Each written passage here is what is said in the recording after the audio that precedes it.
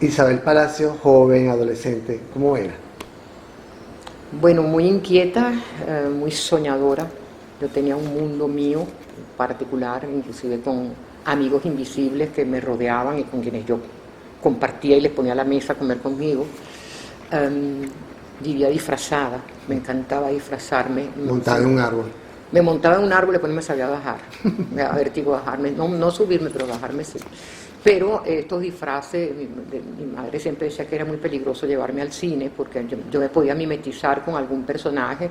Parece ser que yo estuve vestida de Doña Jimena cuando vi el Cid Campeador con Sofía Loren, el estreno, o sea, así ya cédula al piso de una vez.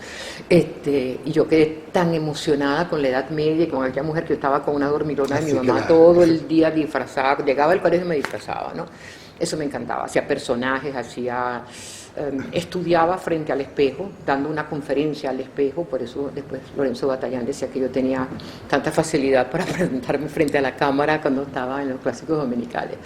Pero sí, fue una infancia muy divertida, amaba los animales, yo iba a ser veterinario en el fondo, no, yo no podía ver un perrito en la calle, algo que yo lo quería recoger y no era normal en el tiempo mío, ¿no? Siempre tuve animalitos, llegué a tener una granja con todo animal que te hagas tú una idea, limpiaba todas las piletas de peces de mi familia. Siempre me fascinaron los animales y las plantas, siempre sí. Fui la gran asistente de mi abuela y mi abuelo maternos, que eran realmente unos jardineros natos, ellos mata que agarraban, mata que florecía, ¿no? Entonces, seguir el cuento de la mata cuando le dices a tu abuela asesina. De allí viene, sí, por ejemplo, yo estaba muy pequeñita, ciertamente en esta casa, esto se llama Los Rosales por las bellas rosas que se dan, ¿no? Tal vez el terreno. Y yo fui chiquita, siempre acompañaba a mi abuela a cortar y a podar las matas, y un día vi que mi abuela hizo una poda de una rosa y yo me puse a llorar y le dije, asesina, y corrí que mi mamá y le dije, abuelita, asesina, y no quería verla. Mi mamá insistía en que yo fuera como por 2 meses y yo no quería ir, y no, hasta que un día mi abuela llamó a mi mamá y le dijo, nena, tráeme a Isabel. Bueno, o sea, mi mamá dijo, tendrá que ser engañada, pues no te quiere ver. Y digo, bueno, tráeme la engañada. Entonces mi mamá me llevó al jardín y mi abuela estaba allí y estaba el rosal y estaban todos los retoños, ¿no? Entonces cuando estaban los retoños, mi abuela me dijo desde esa edad que a veces en la vida había que tener el valor de hacer una poda severa y que si la raíz era buena, la mata florecía más bella y más fuerte. Y que a veces no tiene uno que tener miedo de podar, de cortar cosas que aunque uno al principio cree que está mutilando algo que no es así, ¿no? Que la naturaleza es muy sabia. Bueno, eso fue una de las bellas lecciones de mi abuelita. Está bien. ¿Cuándo comienza ese gusanito de la música? Cuando sentaste en el piano a tocar, porque te prohibían tocar el piano con las manos sucias, y era especialmente para tu hermana. Hiciste la tarea perfecta, sí, ciertamente. Yo no me dejaba en el piano, era para mi hermana María Fernanda, que era la seria de la casa, yo no era la seria de la casa. Y mi mamá un día se fue a la peluquería y yo vi el piano y me senté a tocar piano. Ese piano era para que tocara 2 amigos de mamá, que eran Bola de Nieve y Agustín Lara, y con Pedro Vargas. O sea, ese era el piano para ellos, nada de que música clásica, nada. Okay. Y entonces, nada, yo pasé toda la mañana mientras mamá estaba en la peluquería improvisando en el piano. Cuando mamá regresó, la frase típica en mi casa que yo escuchaba, que decía, ¿qué hizo Isabel? Porque tremenda era. Y la muchacha le dijo, nada, estuvo todo el día tocando piano. ¿Qué? Cuando llegó mamá, llegó mi papá le dijo, mira, Gonzalo, Isabel estuvo todo el día tocando piano. Y el papá se me acerca y me dice, Catira, ¿qué estabas tú tocando? Y yo le dije, las horas del día.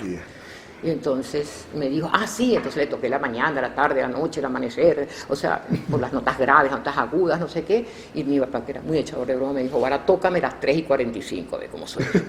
Entonces, bueno, ahí empecé. Ese fue mi primer acercamiento, me divertía mucho componer.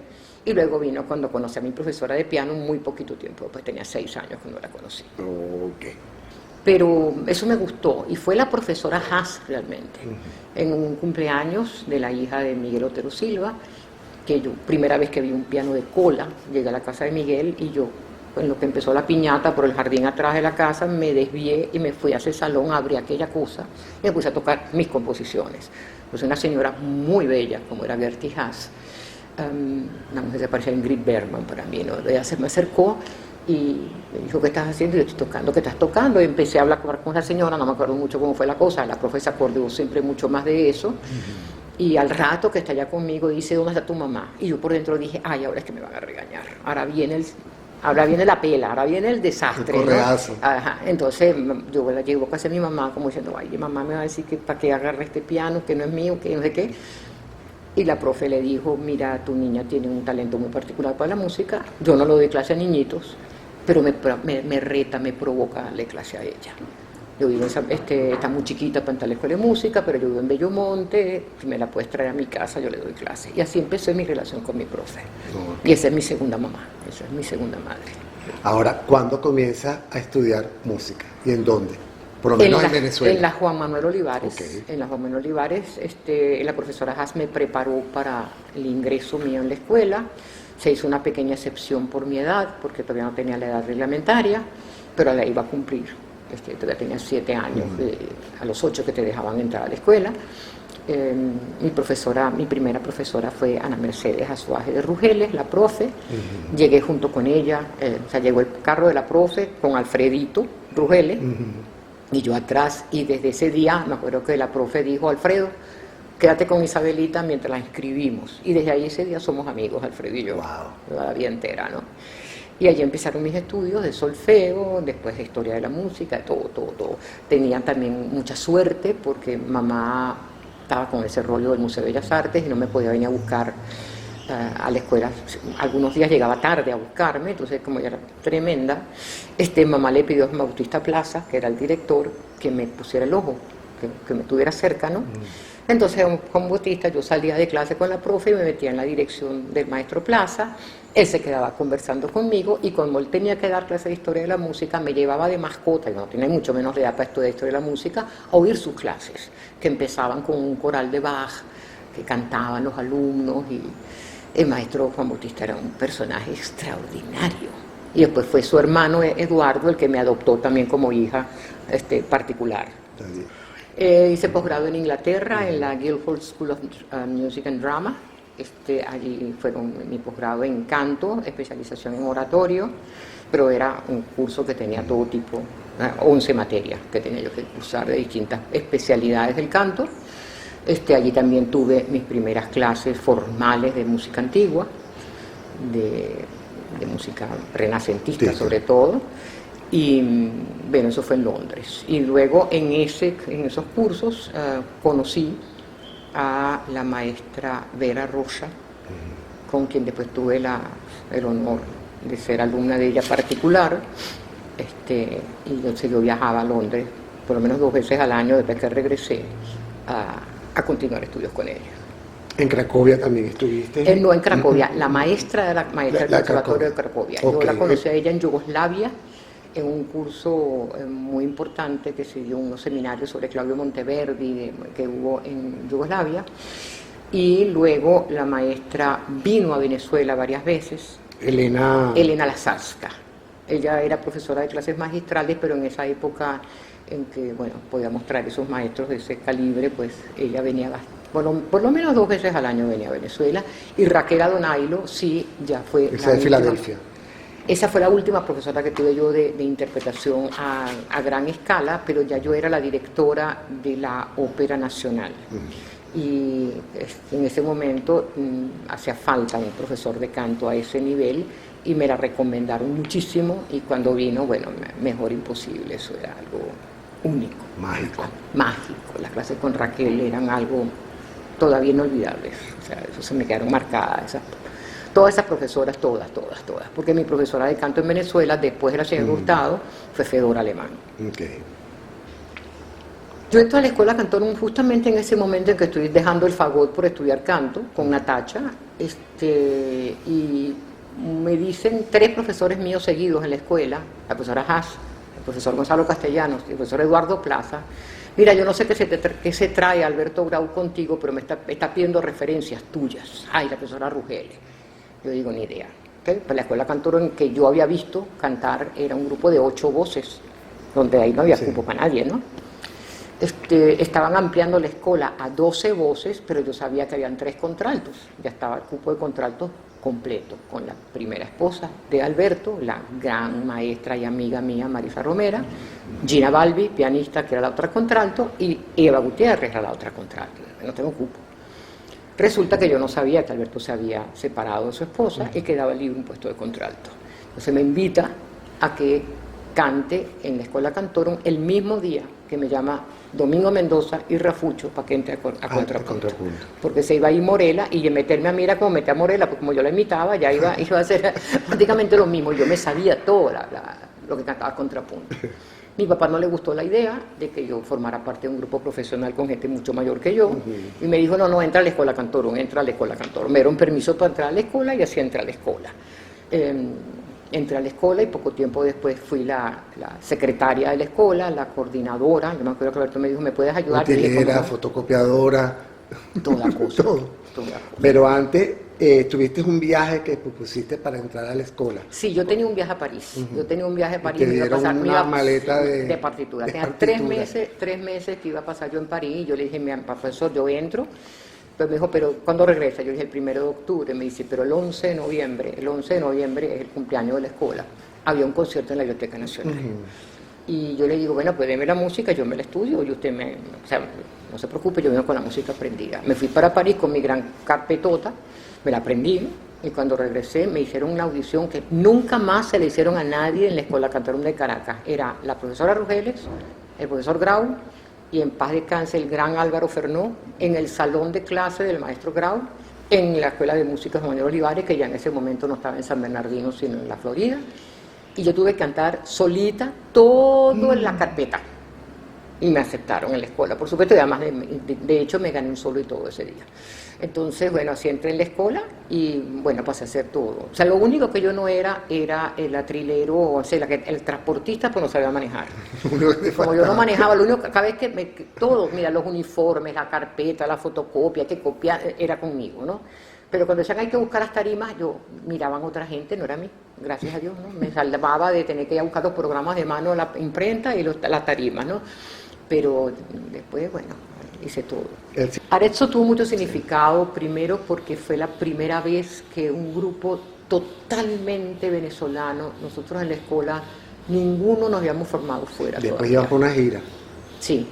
Después seguí una gira y Alberto tenía miedo de que si perdíamos el concurso nos íbamos a desmoralizar. Sí. Y Moisés Serfati, tan bello fundador de la escuela y mi gran amigo querido, y yo decíamos, no, pero ¿cómo que nos vamos a desmoralizar si no vamos a ganar el concurso? Pero Alberto se ponía bravo cuando decíamos eso, que no íbamos a ser triunfalistas, que era eso, que no sé qué. Alberto estaba muy tenso, muy tenso. Con su mascarilla. Las mascarillas verdes. La mascarilla verde fue divertidísimo, porque Alberto no nos dejaba ni oír a los otros coros, nada. Ustedes cantan como unas monjas, canten y se van para su reclusa, trancada, ¿no? Y entonces teníamos la mañana, fue la prueba eliminatoria de lo que llamaban el polifónico, que era la parte más importante. En la tarde, a las 4 de la tarde, era la prueba eliminatoria del canto popular. Nos estábamos inscritos en dos categorías, polifónica y canto popular. Entre una prueba eliminatoria y la otra teníamos que saber si habíamos pasado. Las finales eran en la noche, a las 8 de la noche la final del polifónico y a las 10 de la noche la final del popular. Y bueno, nosotros llegamos a la habitación, estábamos todas las mujeres de la escuela, que por cierto el coro sueco que dormía al lado, las mujeres del coro sueco, creían que teníamos un ritual indígena, porque nosotros hacíamos unas vocalizaciones extrañas, unos ruidos, y entonces cuando una de las guías nos dice, ¿saben que las muchachas de Suecia creen que ustedes tienen unos rezos de noche? Entonces les cantábamos más duro los rezos para ver si se trasnochaban y cantaban feo. Pero era muy divertido, eso era muy divertido. Entonces nos hicimos unas mascarillas, compramos unas mascarillas de menta, muchísimas, y todas estábamos que parecíamos unas marcianas en el momento en que vemos que en nuestro amado álbum llegó el guía a decirnos que hayamos clasificado. Y yo no me di cuenta que tenía la mascarilla y le abrí la puerta, y yo toda con la cara verde. Y él se moría la risa, me decía, sí, clasificaron solamente 5 coros. Suiza, Inglaterra, Alemania. Suiza, Inglaterra, Alemania, Rusia y la escuela. Que por supuesto al lado de esos países decíamos, ¿qué hacemos nosotros aquí? O sea, los indiecitos, mira cómo estamos, ¿no?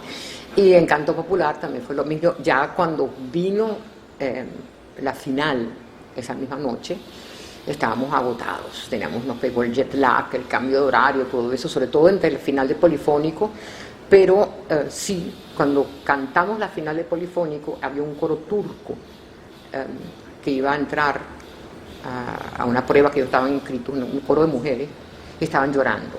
Y cuando yo vi aquello, una muchacha en francés me dijo, c'est très beau, demasiado bello. Y los otros dijimos, mira, a las turcas les gustó, y yo no. Y bueno, te imaginarás los gritos y la emoción cuando ganamos ese concurso. Y la mancheta que hizo. Y la escuela en Sol Mayor. En Sol Mayor la hizo Miguel Otero Silva. Qué bueno. Era bello, un sueño precioso. Pues toda la gira, por supuesto, pasamos de ser el coro venezolano que iba de gira a los triunfadores Arezzo que seguían la gira. Entonces en Barcelona, la ORTF nos hizo un programa en Austria, en Viena. Fue una gira preciosa, inolvidable. Agotadora, pero inolvidable. Vamos a decir, a la altura de las partituras corales que tenemos, pues yo pienso que el movimiento madrigalístico venezolano, todas esas obras de Orfeón Lamas que componían nuestros grandes compositores, no sé, las obras de Inocente Carreño, de Modesta Borde, de Ángel Sauce, de Gonzalo Castellanos, es un repertorio tan bello. Tan rico, sí. Y eso está escrito para algo. Lo que me encanta de esa parte de nuestra historia de la música es que no eran obras escritas para que las canten algún día alguien en el futuro, sino eran obras escritas para que en la noche las montara el Orfeón Lamas. Era tarea que ponía el maestro Sojo. Entonces, y eso es como será como yo soy tan barroca, hacía la música antes, ¿no? Tú escribías una obra porque te la encargaban para una misa. Bach sabía que se iba a ejecutar, no es que la escribía porque algún día, para meterla en una gaveta, ¿no? Para nada. Entonces, eso tenía nuestra música coral, ¿no? Y yo creo que esa tradición vocal polifónica venezolana, desde nuestros tonos de velorio, que son polifónicos, por ejemplo, está ahí en las raíces nuestras, ¿no? Y ese concurso fue bellísimo. En lo sucesivo, bendecido por Sojo y por sugerencia de la nena en el 69 que cantaron unos aguinaldos. Sí. Cuéntame esa. Sí, mamá estaba haciendo con su pedagogía. Mamá siempre tiene una manera muy particular de enseñar, desde las miniaturas, que hoy en día son las famosas exposiciones de miniaturas Luisa Palacio, a esos libros que ella inventaba hacer con sus alumnos, con el apoyo de Editorial Arte, que era Francisco de Juan, que era un hombre que fue siempre un gran aliado de mi mamá en su trabajo, ¿no? Porque para que tú publiques un libro tienes que tener quien te lo publique, además, ¿no? Entonces, estos alumnos, mamá le había puesto la tarea, pues eran 14 ilustraciones, creo que eran 14 ilustraciones, y mamá dijo, me encantaría que cantaran esos 14 aguinaldos en el día de la inauguración, en Editorial Arte, era en Estudio Actual, un sitio que tenía Juana Sujo, Juana Sujo no, Clara Sujo, Juana Sujo, la del teatro, Clara Sujo. Bueno, entonces, Alberto le hizo unos arreglos. Cuando hizo los arreglos, Alberto fue acompañado de mi mamá, a que el maestro Sojo le diera la bendición de los arreglos. Nunca he estado más nervioso. Y ciertamente el maestro Sojo le dijo, muy bien, bravo, lo felicitó, porque era meterse con un terreno que era primera vez que alguien se metía. O sea, las transcripciones de Sojo eran las transcripciones. La única persona que había podido meterle manos a transcripciones fue Alirio Díaz para transformarlas de piano a guitarra. Entonces, cuando Alberto llegó fascinado de que habían gustado los arreglos, empezamos a ensayarlos. Ensayábamos casa de papá y mamá. Y por supuesto, sonaban bellos. Y entonces mamá le dijo, vamos a hacer un disco. Entonces salió el disco, primer disco de la escuela, el disco de aguinaldos. Con esos aguinaldos completamos con, creo que eran 16 al final, 8 y 8, y los grabamos en Radio Continente. Tus primeros tigres. Donde me salieron mis primeros tigres, pero la tarea la estoy preocupada quien hizo la tarea, pero bueno, me conoce mi vida mejor que yo. Bueno, sí, en ese sitio estaban por casualidad grabando Arnoldo Nalli, no sé qué cosa, y Cabrerita. Cuando a Cabrera le faltaban unas voces, unos tigres, unas tigreras que no fueron. Y Natacha Gutiérrez, que creo que iba a matar al tigre, que dijo, pero tenemos la que tiene, una que canta todos los registros, ¿no? Y cuando me conoce Cabrerita, que ve que yo le puedo cantar de contralto, de soprano, de tenor, casi de bajo también, me daban 10 bolívares por sesión de grabación. Y bueno, maté mis grandes y canté los coritos de un disco del Sentimental Jimeno. Nancy Ramos. Que Nancy Ramos, un disco de Navidad. No, eso fue una gozadera con Germán Freite. O sea, yo hacía mis coritos y... Tu tigrito, pues. Y mi tigre de Bengala, que fueron las chicas del show de Reni. La música de las chicas del show. La que dice, ya, Reni regresa. Soy yo. Ay, qué el bueno. bailecito de Gudela Castillo. De Gudela Castillo. era voz mía. ¿Te imaginas? Entonces, así que somos las chicas del show de chiqui, chiqui, chiquicha, todo eso, ahí estoy yo en varias pistas. Y me volvía, ahora otra versión, ahora con la voz más clarita, y me montaban, y entonces yo, parecían que eran 15 personas y estaba yo matando a mi gran tigre. ¿Qué tal? Sí, eso fue divertidísimo. Divertidísimo. ¿Cuándo nace la Camerata? Bueno, hace 45 años ahorita. La Camerata tiene 3 nacimientos, porque vamos a decir que yo podría celebrar la Camerata en marzo, un viaje que yo hice a visitar a mi mamá, que estaba recién operada de un pulmón, yo todavía estaba en Londres estudiando, y allí con 2 grandes amigos, Pancho Salazar, Francisco Salazar y Pedro Stern, que junto conmigo habíamos formado parte de un grupo de música antigua de unos chilenos, en su mayoría chilenos, que vinieron con un proyecto de la UNESCO a trabajar en una cosa que se llamaba Centro de Estudios Latinoamericanos, que después se transformó en Fundación Vicente Emilio Sojo.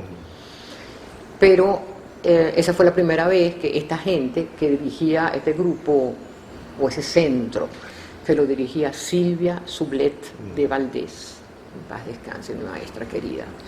Ella fue a un concierto mío cantando con Ruth Gosewinkel, la gran maestra de música barroca en Venezuela.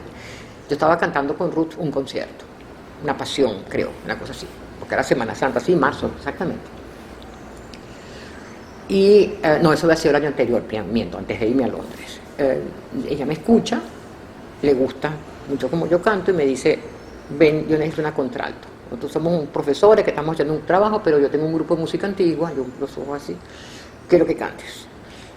Consígueme un tenor y un bajo amigos tuyos, pues yo soy la soprano. Digo, ok. Llamé a Pancho Salazar y a Pedro Stern, nos fuimos a estudiar al centro, porque eran todos chilenos, tenían al centro chileno. Y fue mi primera experiencia de cantar música antigua con violas da gamba y con instrumentos antiguos. Yo me iba volviendo loca de la emoción. Me hago muy amiga de Fernando Silva, que era el profesor de viola da gamba. Oscar Olsen daba laúd. Bueno, era una experiencia, una griega que se llamaba Mirka Stratigopoulos, tocaba flautas también. Ese era un grupo divino. Entonces, bueno, yo empecé a cantar con ellos, pero claro, como me voy para Inglaterra, dejo de cantar con ellos. Queda en ese puesto mío, yo recomiendo a Mariela Valladares. Y entra Mariela a cantar en ese grupo. Y bueno, yo voy para Londres, claro, yo empecé a conchale, cuando por fin tuve la tableta de chocolate, me fui. Pero bueno, sarna con gusto no pica, exacto, me voy a estudiar a Londres. Pero cuando regreso con la emoción de querer cantar allí. Y me dice Silvia, no, el grupo se está disolviendo.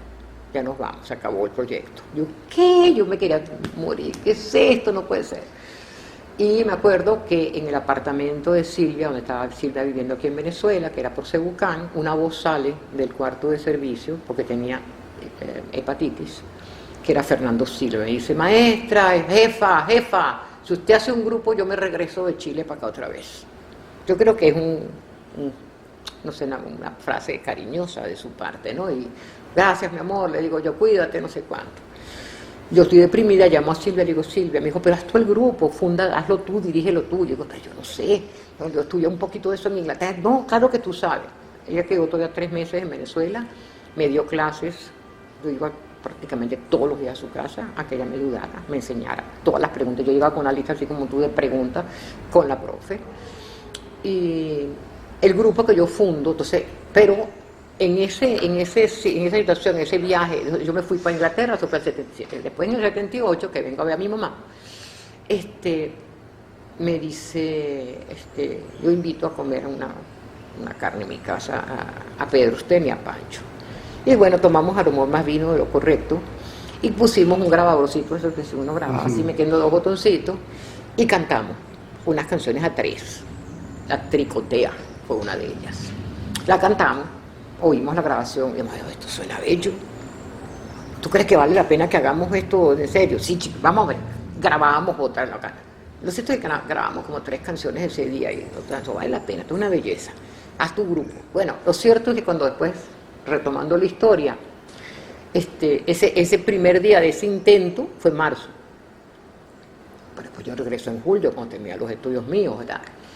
Y entonces monto un primer concierto con la Camerata, que no se llamaba Camerata, se llamaba Ars Musicae, que era el nombre de este grupo chileno.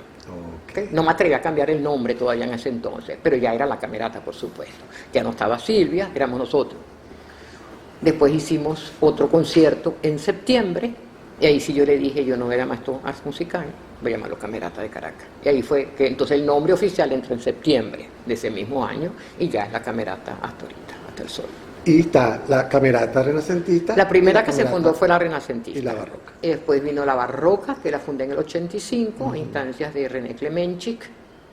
La verdad es que por culpa de Monteverdi, porque yo quería montar Orfeo Monteverdi, esa era mi obsesión.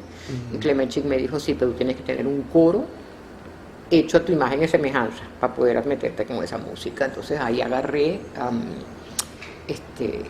audiciones. El 5 de julio se fue Klemenchik, el 8 de julio estaba haciendo ya audiciones y el 9 de julio estábamos ensayando Orfeo Monteverdi. Al principio, solo el Orfeo, pero la cosa empezó, me di cuenta que Orfeo era muy peludo, que mejor empezara primero con un Vivaldi, que parece era más sencillo. El grupo se fue enamorando de la idea y hasta el sol de hoy también la barroca. Nació ese julio del 85 y en el 88 nació Memoria de Apariencias, que era una compañía de ópera de cámara. Temporadas en el Teresa Carreño. Yo fui la primera mujer, según dicen ellos, después de Teresa Carreño. Yo creía que Teresa había solamente cantado, pero parece que dirigió ópera también.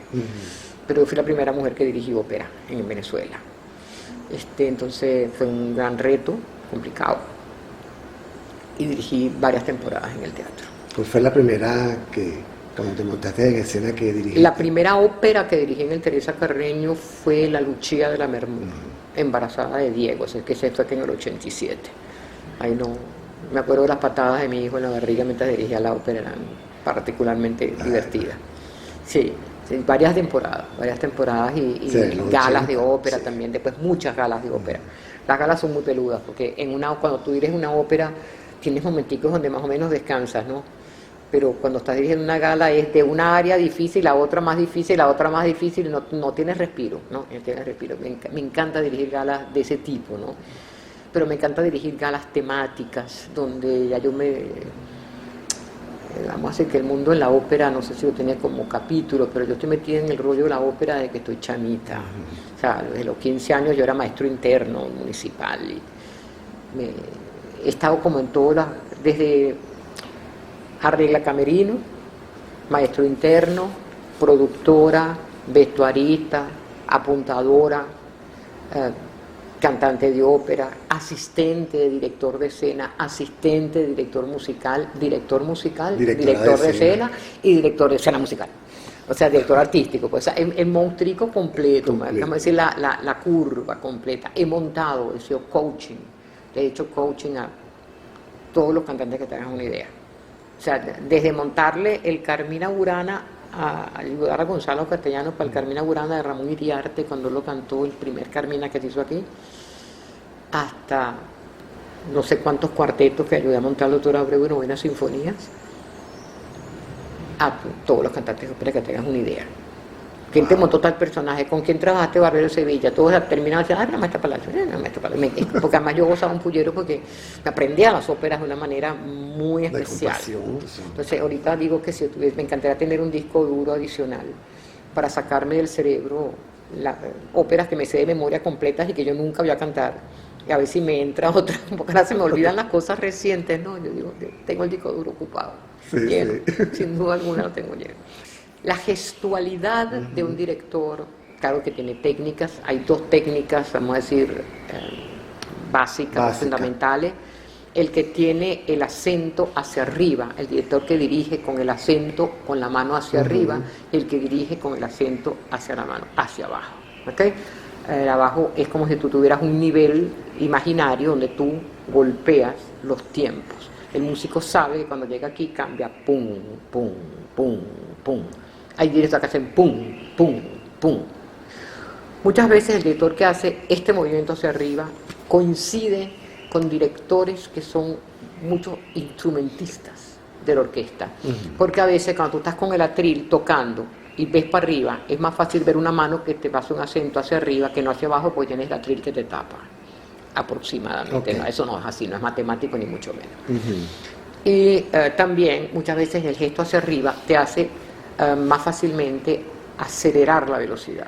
Tú estás aquí y cuando yo te empiezo a hacer así, te voy llevando más rápido, porque te quiero más rápido. Es como dos maneras distintas de dirigir. Luego, la magia o el secreto de la dirección existe en la relación del movimiento, porque si yo te hago esto, voy lento, y si te hago esto, ya sabes que voy a ir más rápido, porque te respiré más rápido. Esa respiración que llaman el levare. El director es un eterno hacer levares todo el tiempo. Pero el gran director o los directores para mí se hacen en el ensayo. El músico está comprobado con unas máquinas esas maravillosas que tienen los gringos, que logra ver en un concierto de hora y cuarto, ve 11 minutos al director, no más, de resto está viendo la partitura. Y muchas veces un músico, un instrumentista, prefiere ver a un colega, el movimiento del arco de un colega antes de ver al director, le queda más cerca. Y el instrumentista de arco, tú ves que hay muchas miradas internas dentro de la orquesta, que son también importantísimos. Por eso es que es tan importante que en las orquestas, los líderes, los primeros violines, a veces no entiende por qué Sultano es el primer cello. A lo mejor no es porque es el que toque más, pero es el que tiene el liderazgo. Wow. Y yo vengo de una educación musical, ya al especializarme en música gregoriana, sobre todo en música renacentista y música barroca, ahí no había directores. No existía el director. Los músicos oían y vamos a decir que el ataque lo hacía el primer violín, o lo hacía el clavecinista, o lo hacía el primer cello, y los demás entraban con él. Nos basábamos en nuestro instrumento realmente, que es el oído, nuestro órgano fundamental, que es el oído, y entre nosotros cuadramos todo lo que es balance. O sea, que la orquesta puede tocar sin En música barroca, las mejores tocan sin director. El director es uno de los músicos. Así se hacía. Lully fue el único que agarró un bastón y se gangrenó un pie y se murió. Okay, entonces, la verdad, el director necesitó aparecer a medida que las orquestas se hicieron más grandes. Más grandes. Los sitios más grandes. Los balances más complicados. Y sin duda alguna, entonces la música también se acostumbró a que había un señor que te dirigía. Entonces, un director que, por ejemplo, si tú vas a ir cada vez más lento, lo va a decidir el que está con la batuta. En el barroco no existen esos ralentandos porque nadie entendería realmente cuánto vamos a bajar, quedaría no sería parejo, ¿verdad? Entonces, ahí necesitas la batuta del que te va a ir llevando más lento. Por eso que cuando yo oigo una obra barroca con un gran ralentando o con un brutal acelerando, yo digo, es falso. Eso no era así. Así no lo quería Vivaldi, así no lo quería Bach, eso no era así. Eso está fuera de estilo completamente. Entonces, y todos esos compositores también eran parte del elenco que tocaba. No se concebía una obra de Bach que Bach no estuviese en el órgano o en la dirección, o que Händel no estuviese ahí, o que Vivaldi no estuviese tocando. El director, los músicos sabían de primera mano cómo tenía que sonar la música. Entonces el director, interpretaba a los músicos, tocaban, era una cosa profesional, como un cuarteto de cuerda. Y todavía los grandes directores de superorquestas a veces dicen, Bernstein tiene una bellísima clase sobre Mahler, y dice, la 9ª sinfonía de Mahler tiene que ensayarse como si fuera un cuarteto de cuerda. Tú tienes que lograr que los músicos toquen como un cuarteto de cuerda, como poniendo el nombre cuarteto de cuerda como lo máximo de la perfección musical. Cuando el músico no confía en la mirada, sino confía en el oído, que es el que no te va a fallar. Cuando el director logra despertar esa sensación de amalgamar la música. Ahora, el director hace el ensayo, el director impone cosas, dice cosas, justifica cosas. ¿Dónde radica el éxito del director? Yo creo que en su conocimiento, en su liderazgo de ensayo, en su carisma. Porque el director tiene que sacar, el que toca, el que va a sonar es el que está enfrente de ti, ¿entiendes? Y por más que tú te emociones con, no sé, cualquier frase de la Quinta Sinfonía de Tchaikovsky o de la, no sé, la Quinta de Mahler, el que va a estar tocando es el artista, es el chelista, es el violinista, son ellos, es la sensibilidad y el sonido de esos seres. Pero pasan por tu alma también. Entonces tú tienes que conectar, un director es un conectador de almas. que lo tienen que querer, que lo tienen que creer en él, que tiene que tener esa cosa carismática, ¿entiendes? No el showcito que se le hace al público. El público además disfruta, claro, por supuesto. Claro. Pero la mitad del público no entiende que Carrizo está haciendo el director, ¿entiendes? Además, si la batuta tuviese un bombillito que aquí se prende rojo cada vez que se equivocan, existirían menos directores. Porque a veces tú tienes que marcar para acá y estás así, no importa. Ocurre. Y muchas veces el director está para dar las entradas. No, las entradas las da el taquillero. Las entradas no las da el director. Con una orquesta, a lo mejor tienes una orquesta infantil que no tienen todavía práctica, que el director tiene que estar muy bueno. Pero una orquesta como la Filarmónica de Berlín, como la de Nueva York, como la de Londres, por Dios. O sea, es una ofensa darte una entrada. O sea, tú sabes tus entradas. Y si no, no estarías tocando allí. ¿Entiendes? Además, has tocado esa obra. A lo mejor uno de esos viejos que está tocando en la Filarmónica de Viena. Por favor, ¿cuántas veces no habrá tocado una sinfonía de Brahms? Por Dios, el director a lo mejor es la cuarta que toca. Y ese señor a lo mejor ha tocado 54 veces esa obra, ¿me entiendes? Toda la vida. Entonces, el director tiene que tener ese don de entenderse con la gente y de sacar de uno lo mejor. Yo he tenido el honor de estar dirigida por gente insólita. O sea, desde ver a Eduardo Mata dirigirme, a Claudio Abbado, a Sinopoli, a Simon Rattle, nombres que yo los menciono y me persino más o menos, ¿verdad? Hasta ver el nacimiento de Gustavo Dudamel. Y darme cuenta desde el día 1, yo le dije al doctor Abreu, ¿quién es este carajito, doctor? ¿Qué es esto que tengo enfrente? ¿Qué es esto que está enfrente? Que no le puedo quitar los ojos de encima, con aquel carisma, con aquel entusiasmo, con aquella cosa que te conecta. Eso se llama carisma. Eso le sobra a él. ¿Entiendes? ¿Y en el exterior, qué orquestas has dirigido? No, en exterior lamentablemente no me propuse después una carrera. Tengo 3 hijos, como digo yo tengo a Gonzalo, tengo a la Camerata y tengo a Diego. Suficiente. No tengo tiempo de emprender una carrera, no me interesó tampoco. No soy persona de poder, admiro muchísimo a los directores que lo pueden hacer. Eso de que esta semana estoy haciendo la tercera de Brahms con el concierto de Mendelssohn, con no sé qué, y la semana que viene hago Stravinsky, no puedo. Cuando a mí me agarra uno de estos personajes, mis tíos, como digo yo, mi tío Mahler, o mi tío Abramson, mi tío Mahler, me quedo en él y me cuesta para que se me quite. Yo terminé de dar un curso de Mahler hace poco tiempo y tuve que parar un mes, primera vez que no pude. O sea, como yo necesito un duelo para terminar esto, sacármelo del ADN un ratico y poder empezar con otro. Entonces, la única persona que me ha logrado sacar de la depresión en que me dejó Mahler es María Callas, que estoy dando un curso sobre Callas ahorita, ¿me entiendes? Pero eso que yo, un curso de Schubert, después uno de Schumann y uno de Brahms, yo sufro. Pues cuando termino Schumann siento que lo estoy traicionando porque voy a empezar. Entonces, tú te imaginas un concierto en que este domingo dirijo Mendelssohn, el domingo que viene estoy con Bach, el domingo que viene estoy con... Me vuelvo loca. No, yo no tengo... O sea, hay gente que lo hace. Sí. Evidentemente, si tú eres un dentista profesional o una canal de limpio, te quito la piedra, te saca una carie, ¿me entiendes? No puede ser que la caries y te quedaste privado con la caries, pero yo no puedo, yo con la música no puedo. Entonces, nunca aspiré a una carrera. Algunas personas me quisieron impulsar para allá, pero a una carrera como directora de ese tipo no va conmigo. No. ¿Cuál es su registro de voz? Bueno, ahorita ninguno.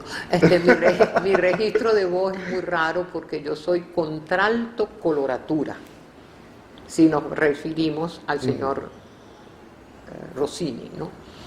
Tengo una voz grave, muy grave, pero que sube muchísimo. Ya lo subía, tío. Tenía casi 3 octavas de registro, desde un re grave hasta un re sobreagudo, con mucha agilidad, corría mucha velocidad, que al principio confundió a muchos profesores que creyeron que yo era soprano coloratura. No soy soprano coloratura, no soy soprano. Ni siquiera soy mezzolírica, no soy mezzolírica, porque mi si natural, por ejemplo, y mi si bemol son notas que yo lanzo como se lanzan las notas en una escala de Rossini, pero yo no puedo cantar. A mí mucha gente me preguntó que yo no cantaba Carmen, porque yo hablo francés, toco castañuela y bailo sevillana, entonces está perfecto que yo fuera Carmen, pero yo le decía a todo el mundo, a menos que me la dejes viva, porque yo puedo cantar los primeros 3 actos de Carmen, pero no puedo con el si natural del final de ella. Déjame, no me la mates, pues. Si me la dejas viva, te canto Carmen, ¿me entiendes? No tengo ese registro con el sostenuto que necesita esa nota. No puedo. No lo tengo. Simplemente no lo tengo. Tengo el si natural. Tengo más arriba que el si natural, pero son notas que toco. No las que me puedo quedar en ellas, ¿no?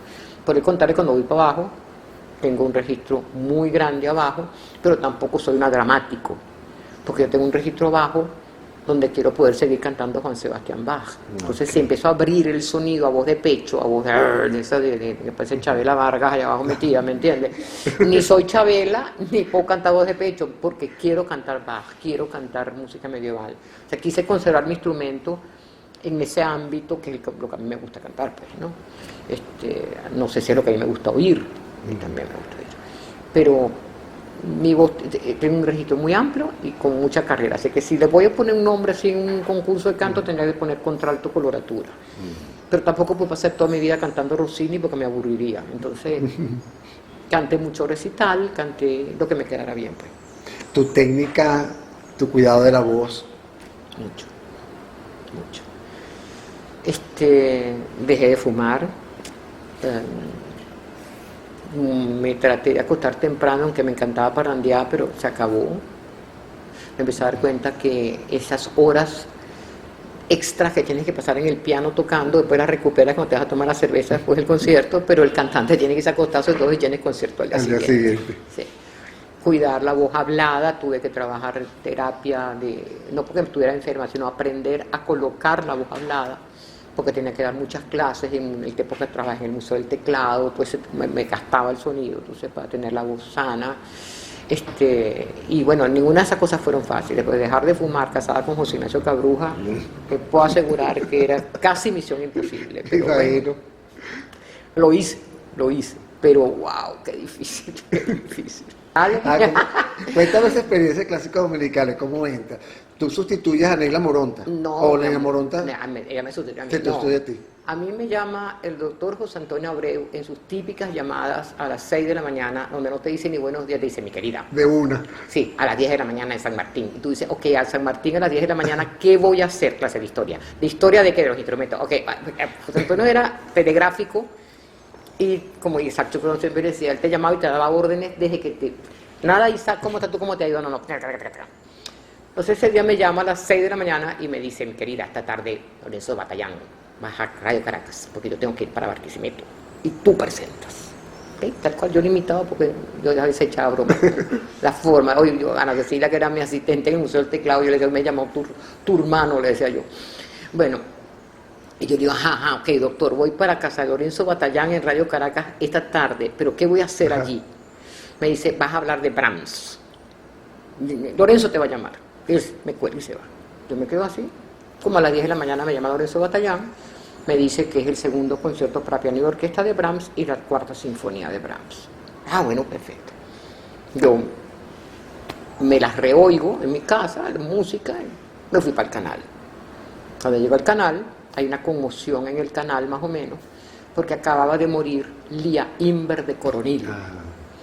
Gran médico, pediatra venezolana, además compañera de estudios de medicina, o sea, compañera de programa, no de estudios, no sé si realmente de estudios, pero era muy amiga del doctor Batallán. El doctor Batallán, además de un soberbio, extraordinario periodista, era médico, cosa que poca gente sabía. Y Lorenzo me dice, yo quisiera dedicar el programa a doña Lía. Estaba ahí Eladio presentaba. Y yo digo, ok, me dijo, sí, pero no pega esta sinfonía de Brahms. ¿Tú puedes hablar del Requiem de Brahms? Yo digo, sí. Entonces vamos a grabar 2 programas. Requiem de Brahms para doña Lía y después hacemos los Brahms. Ok. Me suben a vestuario, me prestan una blusa, me siento en mi silla con Eladio me presenta y yo hablo del Requiem, después me cambié de ropa, presento otra cosa. ¿Qué ocurre con eso? Que 2 semanas seguidas yo estuve en el canal presentando. Y en esas 2 semanas llegó un montón de cartas, mi amor, una cosa impresionante, que esa señora había hablado clarito, que entendían todo lo que yo decía, que qué rico, que no sé cuánto. Entonces me vuelve a llamar Lorenzo. Isolda, pues me decía Isolda, ¿qué vas a hacer? Vente al canal. Me llamaba el lunes, yo iba el martes. Me llamaba el lunes, yo iba el martes. Y pasé como 3 meses en esa cosa. Pero esos 3 meses yo siempre creía que cuando yo me iba, me despedía a todo el mundo porque ya, última vez, ¿no? Ay, muchas gracias, doctor, qué placer, gracias. Un buen día, Eladio me dice, bueno, semana que viene toca a ti sola. Digo, no, estás loco. Digo, ¿tú no te has dado cuenta que tú ya vas a hablar con...? Ya. Me llamó Pérez Belisario, me contrata el canal, se va Eladio y me dejan el muerto a mí, ¿no? Entonces ahí sí empezó la cosa que yo tenía que grabar 4 programas los martes porque no me daba tiempo. Empecé a tener giras con la camerata, muchas giras con la camerata. Entonces yo llevaba mi vestido, ¿okay? Peleaba con Lorenzo. Un día hubo una pelea, ya que estamos haciendo anécdotas divertidas, este programa iba a ser muy divertido. Con Lorenzo fue que yo estaba brava con el ramito de flores, con la yo no soporto un ramo de flores con lazo, no me gusta. Yo llego a mi casa, me regalan un ramo de flores y yo las quito y las pongo en unos floreros muy bellos, les pongo azúcar, les corto el piquito, les pongo hielo. O sea, me gustan mis flores en florero. Y bendito lazo. Yo decía, Lorenzo, eso no soy yo, Lorenzo. Como madrina de bolas criollas. Quítame eso, sí, quítame eso. Es como muy feo, ponme un helecho. Le decía, yo ponme un helecho, yo soy caraqueña de helecho, ponme un helecho. Bueno, pero un día está con un invento, Lorenzo, y yo le digo que yo no voy a hacer eso, no estoy de acuerdo con eso. Y se tranca una discusión así. Entonces Lorenzo me dice, eres tan terca que pareces escorpión. Me dice, es arriba. Yo digo, soy escorpión.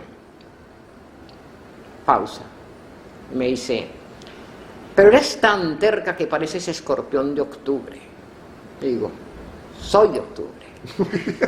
Y yo lo miro, que él está arriba, y los dos hacemos así, yo digo, 28. Nacimos el mismo día. ¿Qué tal? Entonces, claro, una pelea entre Lorenzo y yo no tenía solución. O estábamos de acuerdo o no había manera, no había manera. Entonces fue una experiencia divertidísima. Divertidísima. 17 años, ¿no? 8 años. 8 años duré. Terminé el último, aunque embarazada de Diego, no cabía la barriga mía así en el concilio. Sí, ese programa, bueno, es un clásico. Fue un clásico dominicano. Y todavía, bueno, ya ahorita no, gracias a Dios, pero una época era, yo me sentaba en un taxi, hablaba, por favor, señor, ay, la de los clásicos dominicanos. Era bello. Y colegios, por ejemplo, que tenían como materia los clásicos dominicales. Entonces yo era jurado en julio. Los niñitos tenían tareas de que yo había dado el domingo. Entonces la tarea de la semana era un resumen de lo que yo había presentado. Y tengo guardada una fotografía de una muchachita puertorriqueña, porque esto se veía también por el Caribe, ¿no? El Caracas se veía por el Caribe.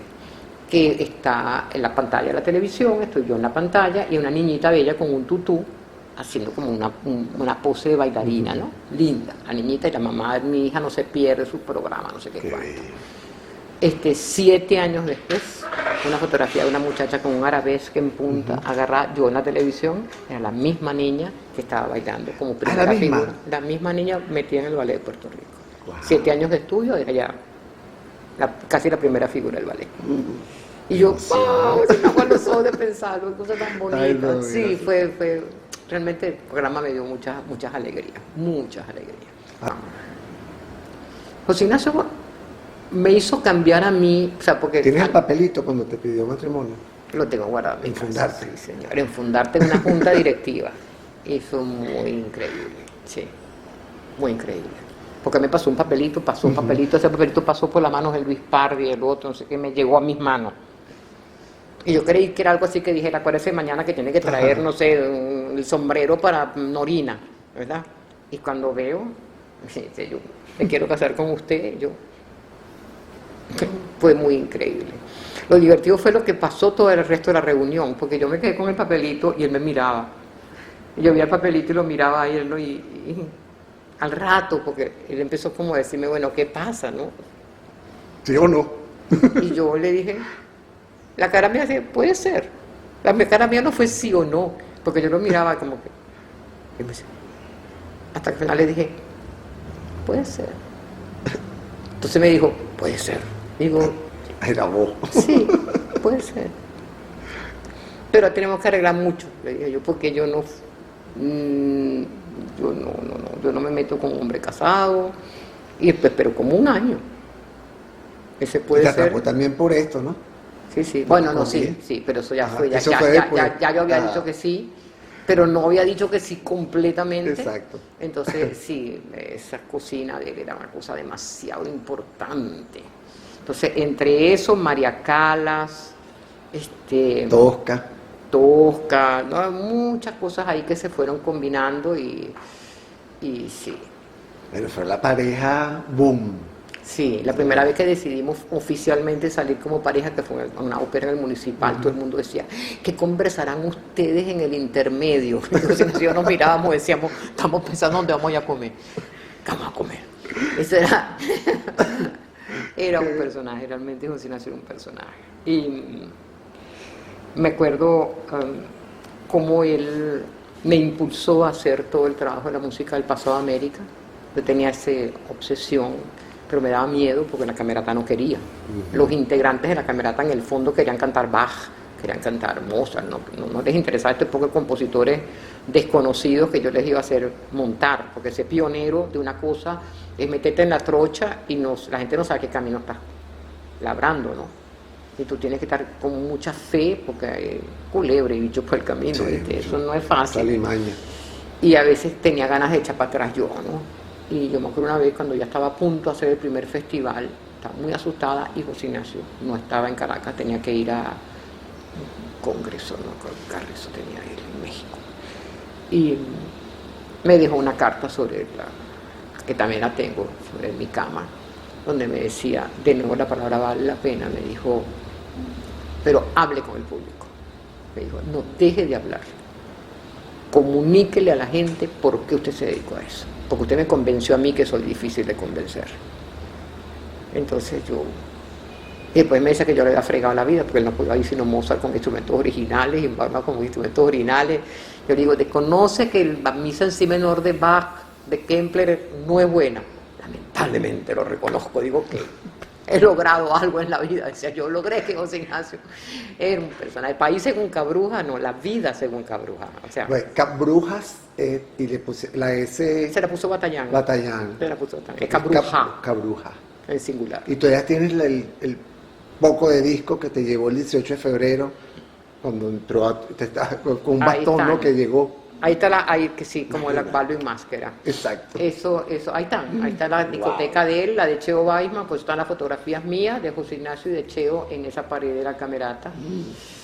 Sí fue realmente insólito. Cuando ya decidimos, primero la pedida de mano para decirle a mi papá y a mi mamá, pues como no nos íbamos a casar, sino yo le dije, no, 1 año de prueba. Yo no estoy segura de que es que yo estaba muy bien sola. Yo me divertía mucho conmigo, viajaba muy tranquila. Ya mi hijo mayor estaba grandote. Entonces, bueno, yo estaba muy bien. Yo no necesitaba rejuntar con nadie. Si yo quería salir con alguien, salía. Me sobraban, tenía muchos pretendientes, muchos enamorados. Muy bien. Entonces,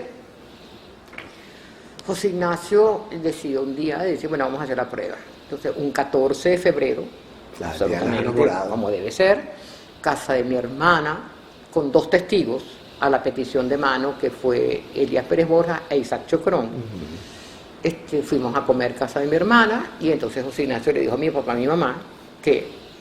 Tu padrino putativo, ¿no? Mi padrino, sí, ese era mi padrino. Yo lo escogí porque era muy divertido. Desde que yo estaba chiquita me parecía un personaje que hablaba tan cómico. Entonces, Isaac y Elías fueron los padrinos de la petición de mano. El 14 de febrero, el 15 de febrero estaba yo recogiendo libros, partituras mías en mi casa para hacer espacio, porque iba a llegar la discoteca de José Ignacio. Y armando la discoteca de José Ignacio donde él trabajaba ahí, donde está el Ministerio de Educación. Las cajas de los discos, ¿okay? Por orden alfabético. Yo sufro de TOC, entonces eran unos órdenes alfabéticos muy estrictos. ¿No? Todo puesto. Mandamos a hacer un mueble que era de pared a pared, la casa completa más o menos, porque se casaban, vamos a decir, o se juntaban una colección de 4.000 discos con una de 3.800. O sea, de repente íbamos a tener no niñitos, sino disquitos, ¿no? Entonces él me dijo que llegar a mi casa iba a ser como una llegada, como él montaría el Balbo y Máscara. A mí se me quedó eso en la cabeza, como nunca le pregunté cómo lo iba a montar. Tenía demasiado trabajo en organizar eso, ¿no? Era como un don disco prácticamente. Literalmente. Bueno, comenzando que García Mundetti y García Souto, ellos me llamaban, me decían, Isabelita, vente, y yo me iba para un disco a las 7 de la noche un sábado, ellos tenían una pizza de la pérgola que quedaba enfrente, y nos sentábamos a abrir las cajas cuando llegaban. Entonces generalmente ellos sacaban y dejaban una caja vacía que yo empezaba a meter, y yo lo pagaba por cómodas cuotas, ¿no? Era así. Pero yo tenía listas en Don Disco, por ejemplo mi abuelito, me molestaba mucho que me fueran a regalar un disco sin preguntarme. Entonces yo hacía listas de novia. Entonces decía, mira, si viene mi abuelo, las bodas de Fígaro, el Don Giovanni, la Pasión, las que eran más caras, que eran más. Para mi mamá, esta. Mi papá, mamá, esta. Yo tenía que sacar 20. Entonces en Don Disco tenían mi lista de novia. Entonces decían, ven a comprarle el regalo a Isabelita de fin de año. Sí, entonces, para mi cumpleaños, lista. Y para final de colegio, lista. Yo tenía eso sí, 20. No bajaba de 20, pero lista. Entonces, la gente de Don Disco conmigo era realmente mis grandes panas, ¿no? Así, pero bueno, cuando se fue a juntar esta colección, yo llego de Fundarte, del Museo del Teclado, cansada, me sirvo una copa de vino y digo, bueno, ya me toca ahora sacar los discos míos y ponerlos en el piso para que después juntemos por orden alfabético las cosas como tienen que ser. Lo que se repiten. Exactamente. Entonces yo empiezo a bajar mis discos y cuando voy a la cocina a servirme otra copa de vino y salgo, veo a mi casa, a mi Pepelito, completamente cambiada. Yo digo, ay Dios mío, qué disparate voy a cometer yo mañana. Porque cuando uno se casa, tiene la preparación y el traje de novia y no sé qué, pero ahorita es como que vas a venir ya a mi nido. Exacto. A lo que ya yo armé, a angustia de la vida, ¿no? Entonces, bueno, nada, me deprimo, agarro papel y lápiz, empiezo un cuaderno y empiezo a escribir. Como las viejas raras, mi amor, empecé a ponerme los perfumes de de estos 7 años que yo viví sola en mi casa, ¿no? Entre Grau y Aravena Cabruja. A oír la música, por supuesto María Calas cantando como loca, y yo escribiendo. Lloré y se me hincharon los ojos y todo. Yo decía, Dios mío, llega José Ignacio Meneda a las 10 de la mañana y yo con otros ojos hinchados. Menos mal que llegó a la 1 del día. Llegó a la 1 del día, yo había mucha manzanilla en los ojos, y yo veo unas risas y unas cosas de los vecinos y me asomo a ver qué pasaba.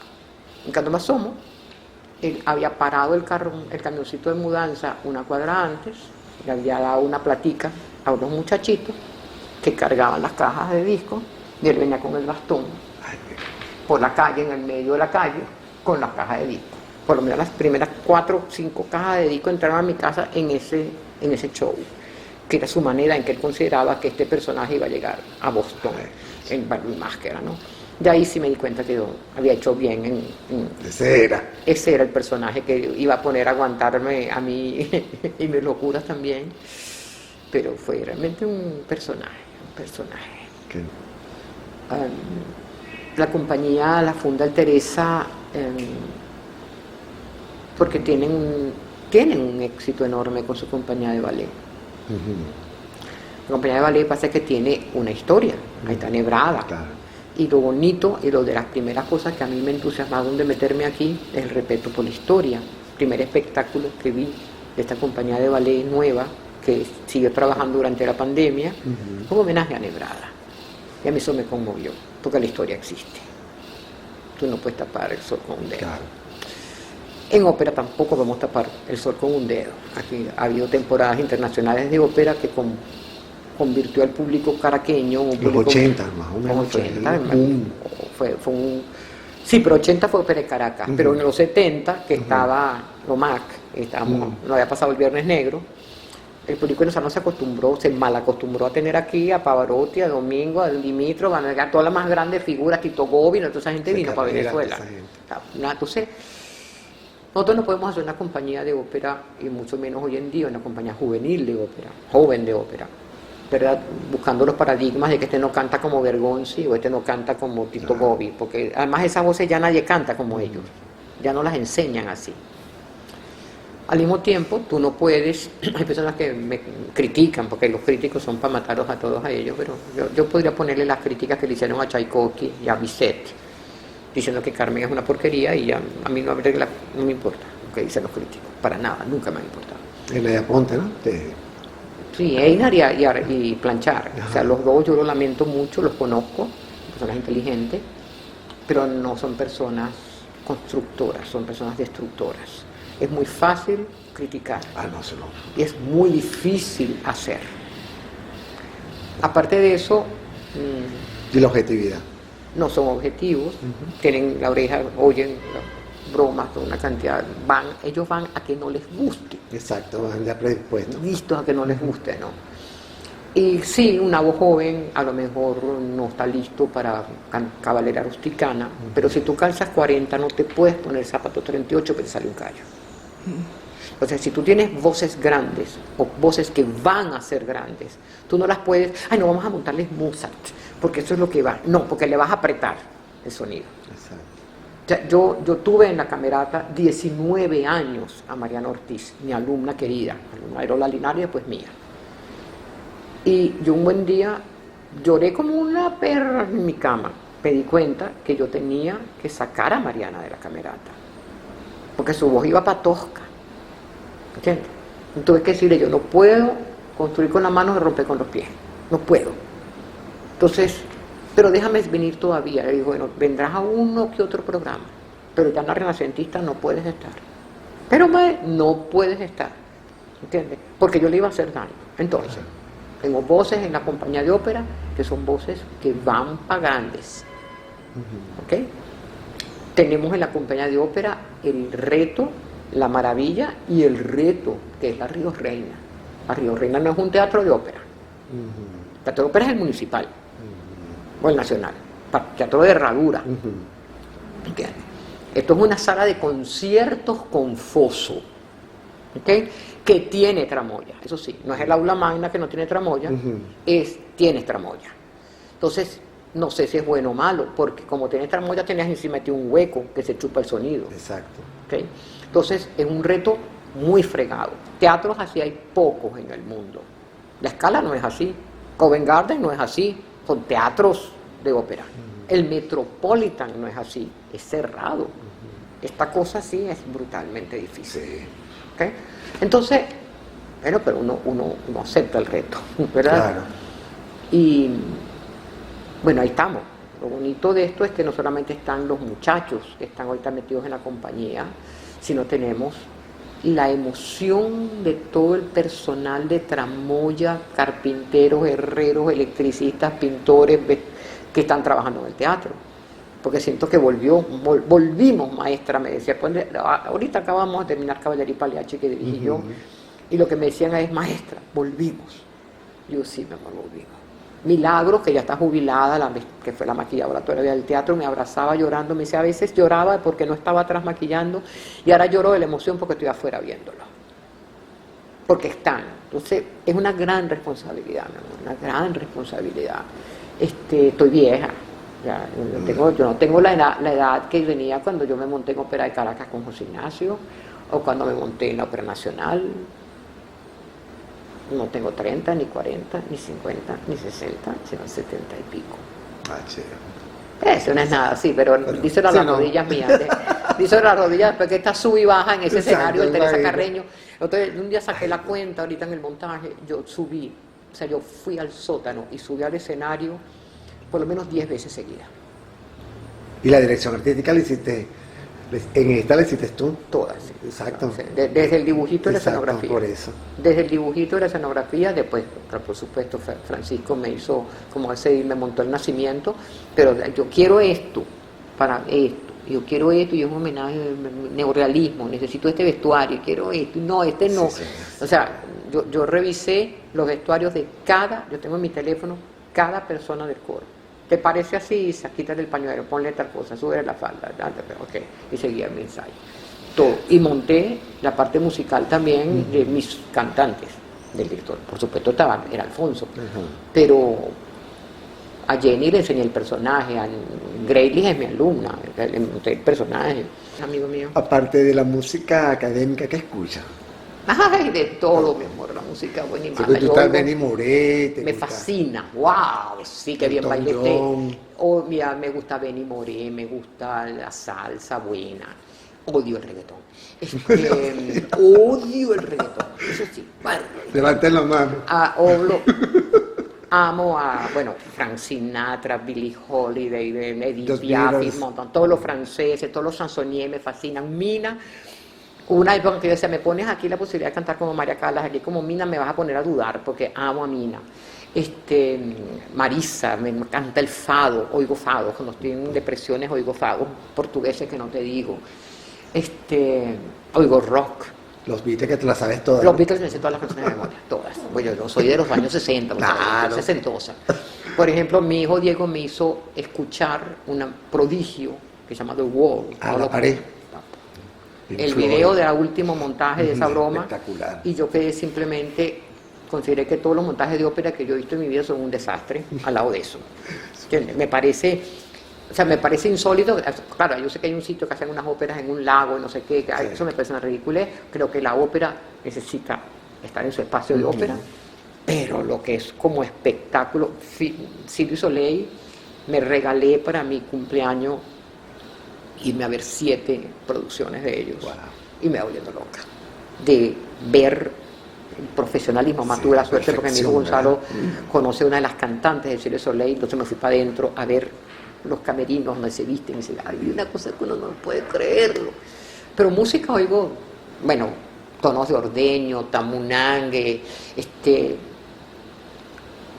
música mala y música buena. Esas son las únicas divisiones para mí que existen. Carlos Gardel no canta mejor todos los días, como Frank Sinatra y María Callas, Edith Piaf. Vete de mí, de Bolenier, por favor, clase de interpretación. Yo la dije en Teresa Carreño y me miraban así. Vamos a ver lo que se llama una frase interpretativa bien dicha. Y me puse a bola cantando Vete de mí. Cuando ese hombre se le corta la voz, le dije, eso es un riesgo. Que corría María Callas, después le puse el final de una de las funciones de Traviata de ella, cuando se está muriendo, que se le corta un sonido. ¿Y cómo no se le va a cortar un sonido si se está muriendo? Eso es lo que Eso es lo que Qué maravilla. Eso es lo que En Pisa, recordando tu sonrisa, una corbata de color de plata subió lisa y plateada a mi camisa, y piso Pisa en pos de mi corbata. Tengo la luz de perla o flor marchita que luce Pisa, el pétalo de plata, el color de la torre que medita, llevo a Pisa anudada en mi corbata. Y todo el río pálido que corre, y la pálida plata de la torre, y la ceniza pálida de Pisa, en tranquilo relámpago de plata, van de la arquitectura a mi corbata, vienen de tu ternura a mi camisa. Pablo Neruda. A Nena Zuluaga, el día que me puse en Pisa una corbata plateada que me regaló, escrito el 17 de octubre de 1960.